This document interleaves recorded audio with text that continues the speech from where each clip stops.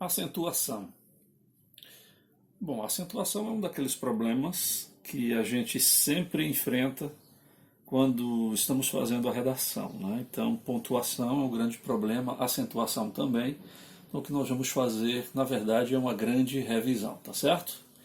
Então, antes de começar de fato na acentuação, eu queria relembrar algumas coisinhas aqui, tá? Então, primeiro, vamos lembrar o que são palavras monossílabas, mono, que significa um. Então, as palavras monossílabas são aquelas que possuem apenas uma sílaba, tá?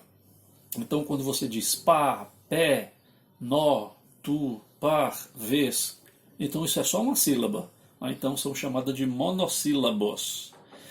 As palavras dissílabas, di que é de dois, as palavras dissílabas são aquelas que possuem duas sílabas. Então, quando você diz casa, teto, bicho, nota, prova, percebe? Então, tem duas sílabas, então são os dissílabos. Há também as palavras trissílabas, então já está dizendo aí tri de três, são aquelas que possuem três sílabas. Quando você diz respeito, escola, caderno, professor. Então, observem que são palavras que possuem três sílabas ou trissílabos. E há ainda os polissílabos, poli que significa vários. Então, as palavras polissílabas, elas possuem quatro ou mais sílabas, tá? Pode ser quatro ou mais.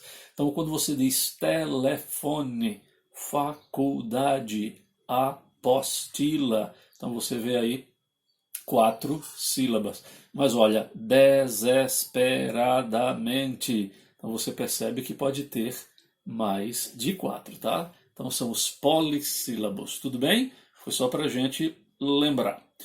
Bom, vamos lembrar outra coisa também, antes de chegar na acentuação. Vocês lembram que é a sílaba tônica? Então a sílaba tônica é sempre a sílaba mais forte da palavra. Toda palavra tem uma sílaba tônica, que é a mais forte.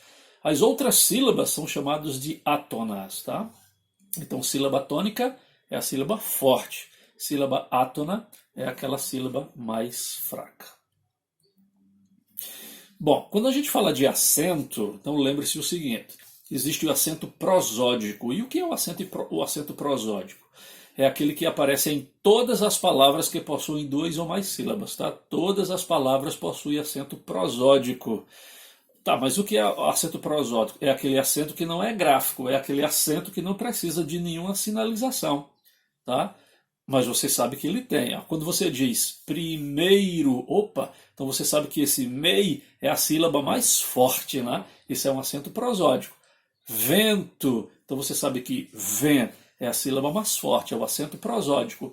Prova, pró, é o acento prosódico, é onde está a sílaba mais forte. Tá? Então o acento prosódico ele não precisa de nenhuma sinalização. Agora o acento gráfico não, é esse que a gente está falando. Então a aula de hoje será sobre acentuação gráfica, tá? Porque ele é caracterizado por marcar a sílaba tônica de algumas palavras. Tá? E como é que a gente marca essa sílaba tônica? Através dos acentos, através de alguns sinais. Por exemplo, aí, como pé, né? Então acento no é, como árvore, como ônibus, o acento agudo, o acento circunflexo. Tá? Então esse aqui é o acento gráfico. Tudo bem? Mas a gente precisa lembrar mais alguma coisa antes de começar exatamente o assunto de acentuação. Vamos lembrar de tongo, tritongo e hiato? Vamos lembrar disso? Então o que vem a ser um ditongo? Muita gente diz, o encontro de duas vogais. Eu não gosto de falar duas vogais, porque na verdade nós só temos três vogais e duas semivogais. Nós não temos cinco vogais, tá? A, E, I, O, U. Tá? Então lembre que nós só temos três vogais. Tá? A, E, O. Porque o I e o U são semivogais. Tá? A gente não ensina isso desde o primário para não complicar, tá certo? Mas não são cinco vogais, são três vogais e duas semivogais. Então a gente prefere dizer o seguinte, que o ditongo é o encontro de dois fonemas vocálicos. Tá? Dois fonemas vocálicos, ou seja, pode ser uma vogal e uma semivogal, ou uma semivogal e uma vogal, é isso que vai caracterizar o ditongo crescente ou o ditongo decrescente, lembram disso? Tá? Então, é uma vogal mais uma semivogal, ou uma semivogal e uma vogal. Então, de qualquer forma, o ditongo são dois fonemas vocálicos, mas eles estão na mesma sílaba. Então, dá uma olhada. Série é pai, mãe, couro, vagão. Então, veja, ié, aí, aé, ou, aó. Então, esses dois fonemas vocálicos estão na mesma sílaba. Quando ele é tritongo, tritongo é porque vai haver três fonemas vocálicos, tá? Na mesma sílaba. Então, quando você vê, ó, Paraguai, saguão, avariguei, então olha lá, uai, uaó, uei. Então, três fonemas vocálicos na mesma sílaba, percebe? Então, daí chamar de tritongo. E finalmente o hiato. Hiato em grego significa separação. Por que separação? Veja, o hiato é ao contrário do ditongo. O ditongo são duas vogais, né? Ou uma vogal, uma semivogal, só que elas estão na mesma sílaba. A diferença do hiato para o ditongo é que no hiato as vogais estão juntas, tá? Mas elas vêm juntas, elas vêm em sequência, mas em sílabas separadas, tá? Então, quando vocês, ó, poesia, moeda, saída, saúde, perceba. Então, quando eu digo poesia, olha o E, como ele faz, tá? A sílaba diferente. Olha o último A, como ele faz a sílaba diferente com o I. Não é? Moeda, veja lá. Então, o E está sozinho, formando uma sílaba sozinho, tá certo? Então, o O está em outra sílaba. Quando você diz saída, é a mesma coisa. O I formando uma sílaba sozinho, porque o A está em outra sílaba. Saúde, é a mesma coisa. O U formando sílaba sozinho, porque o A já está em outra sílaba. Tudo bem? Então, isso é um hiato. Bom, e a gente não pode esquecer também o que são palavras oxítonas. Então, oxítonas são as palavras em que a última sílaba é tônica. Lembra que é a sílaba tônica, que é a sílaba mais forte? Ou seja, as palavras oxítonas, a última sílaba é a que é a mais forte. Então, quando você diz chulé, vatapá, robô, patê, observe como a última sílaba é a mais forte. Mas necessariamente não precisa ter o acento gráfico, viu? Aí está com o acento gráfico, né? Então, olha lá. Né? Nós temos celular, vendedor, viajar. A gente acentua essa última sílaba, né? Mas lembra, não é aquele acento gráfico, né, gente? Tá certo?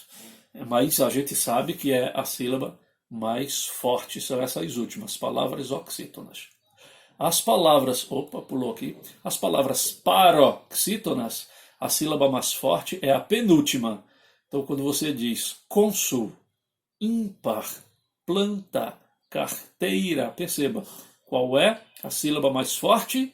É a penúltima sílaba. Não importa se vai ter acento gráfico ou não, tá? Ela é a sílaba mais forte.